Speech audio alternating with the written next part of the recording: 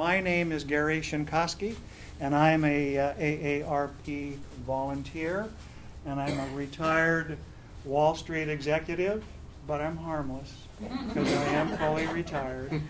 And I have been in your shoes, so I know what you're confronted with, and I know what the pain is. So our mission today is to make the pain a little less severe, and maybe throughout the next 30 minutes give you some ideas and strategies that can make this mission of finding a job a little more successful. So our mission really is to understand the new reality, and things have changed. You guys already know that, right? It has changed from 20, 30, 40 years ago. Because I remember 20, 30, 40 years ago, talking about change, when I was a kid, we used to run outside and get tired and thirsty and drink out of the garden hose. We don't do that anymore. We have bottled water. Things have changed. I remember we used to leave the house in the morning during summer vacation, go out and play all day long. Parents didn't try to reach us. They couldn't. There were no cell phones. We'd come home on time. Nobody got lost. Things have changed a lot. And they've really changed in the job hunting area too. And so our objectives today really are to probably confirm what you already know and give you some strategies to deal with things you know and maybe a few things you don't know. And a difference that I've seen lately is this concept at the bottom line called an elevator speech. And what it is something that's already been in existence for years. It's just a different name for an old thing. And what it is a soundbite of who you are and what you do best. Who you are and what you do best. And an employer will listen to that because it will tell the employer exactly what you can do for them and what their expectations are. So one of the first things in that elevator speech composition is what is now called branding. And I think most of you are familiar with it. Companies do it all the time. They spend millions of dollars branding themselves. And here are some logos of some fairly well-known companies. Look at the bottom left. Who is that down there? McDonald's. The Golden Arches of McDonald's. They've spent maybe billions of dollars branding themselves. What would you describe McDonald's brand to be? Anybody? What is their brand? Fast food. Fast food. First thing in the brand they want you to know. This is fast. What would maybe be the next thing they'd want their branding message to convey? For kids. Kids? Kids. Second. Third would probably be reasonably good food. So it's cheap, fast food, reasonably good. They spent billions trying to create that brand. They don't have to tell you. When you see those arches, you know exactly what it is. That's what branding of our skills is in front of an employer. In a few sentences, we want them to recognize what we can do for them as well as what we recognize McDonald's can do for us. So companies have spent years doing this. How about personal brands, where we're going with our branding? Who's that on the left? If you had to describe anybody, if you had to describe anybody in the audience as what this guy's brand is, what would you say it is? Toupee. A wig advertisement. Okay. Anything else about him? What else is his brand oozing out to be? Success. What? Success. Success. Maybe some would say his brand is a jerk. But he definitely has a brand, and he spends time on TV. What's his program? He's got some program. Yeah, he spends time building that brand of being successful, rich, and a jerk. And it's working for him. How about over on the other side? Who is that? If you had an idea of what her essence is, her brand, what would you say it is? Compassion. Compassion. Humanity. And everybody would recognize that. Well, that's part of our mission today, is to get a sentence or a short paragraph for you prepared, where in front of an employer or a potential employer, you can discuss your brand quickly, and they will see the golden arches or they will see success. So what is your brand? Well, let's stop there for a minute. Now, I've been up here for maybe 5 minutes, and all of you have a first impression of me. Might be right, might be wrong, because I haven't had enough time with you, but you have a first impression or a brand. Anybody? Now, be kind. What would you say my brand is so far with you? Self-assured. Self-assured? Sense I of like humor. that. Sense of humor. Sense of humor? Okay, yeah. You seem passionate about what you're doing. Okay, I like all those. And you're all wrong. No, you're not. But you get the idea that this thing happens fast, that an impression will happen. And if I had some time with you in an interview, I could create that brand that would be even more appealing to you. And that's part of our mission today. Think about your own brand. What would it be if you were looking to a recruiter in an interview process and you had a brand that you were going to try to convey to them?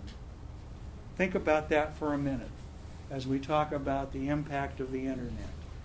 The internet says things are new, that no longer do we drive cars without seat belts. We all have to have them.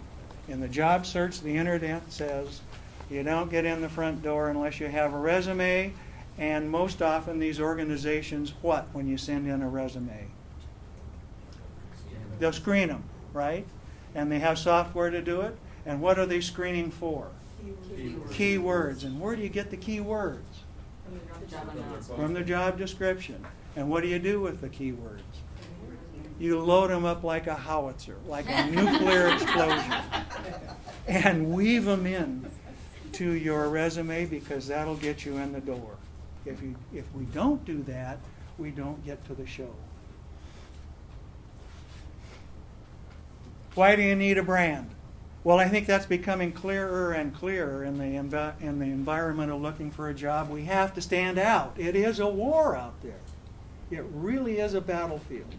And it's a game of inches, and every inch we can acquire on our side of the war will make us stand out more.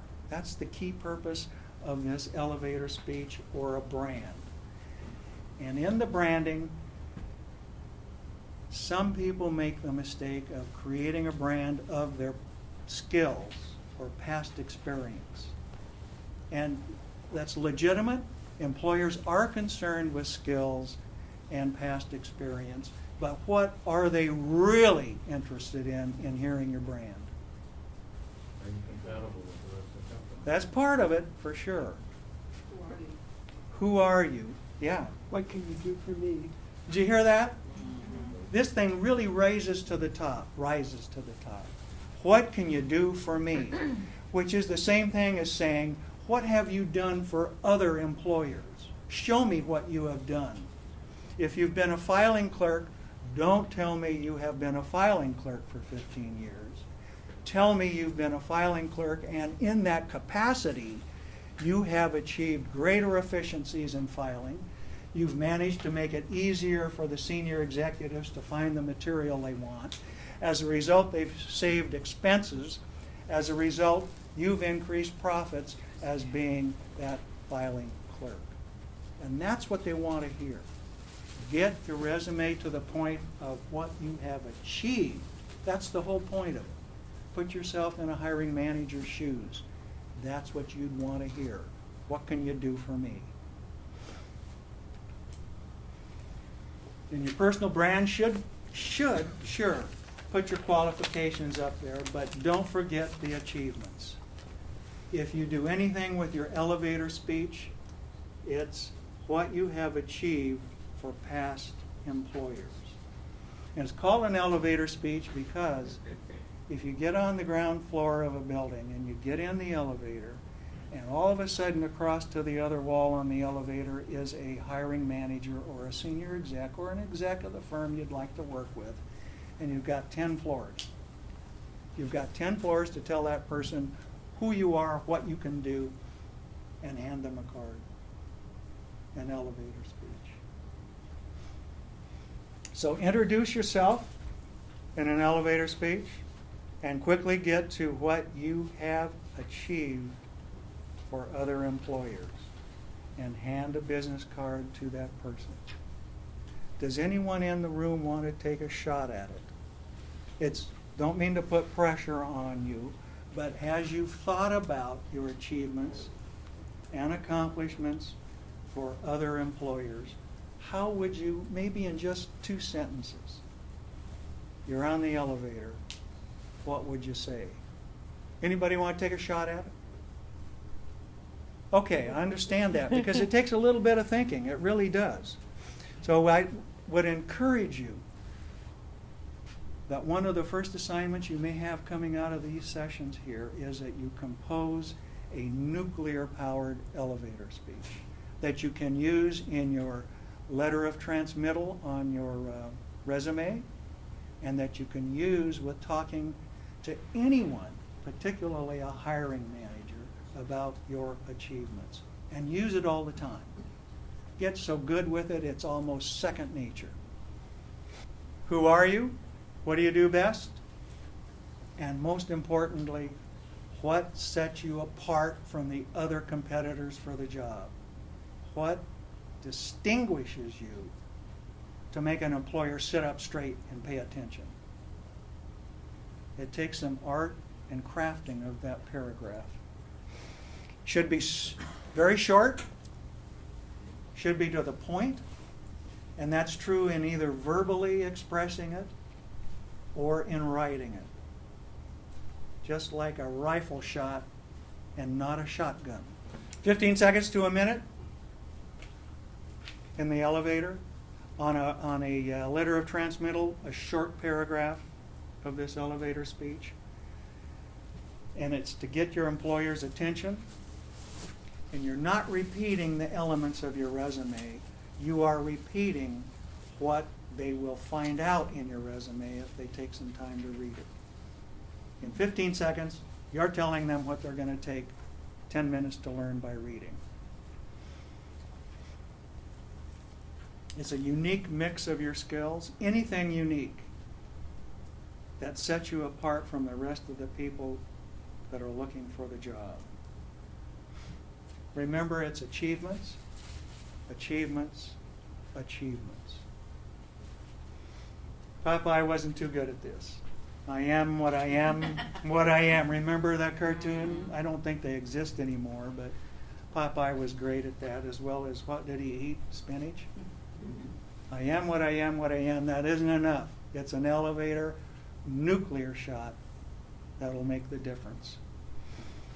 You all know this. When you're building your brand, you be proactive and positive. And a lot of questions have come up from time to time about what you wear to an interview. If there's any doubt in your mind when you go to an interview about what to wear, dress up, not down. Dress up.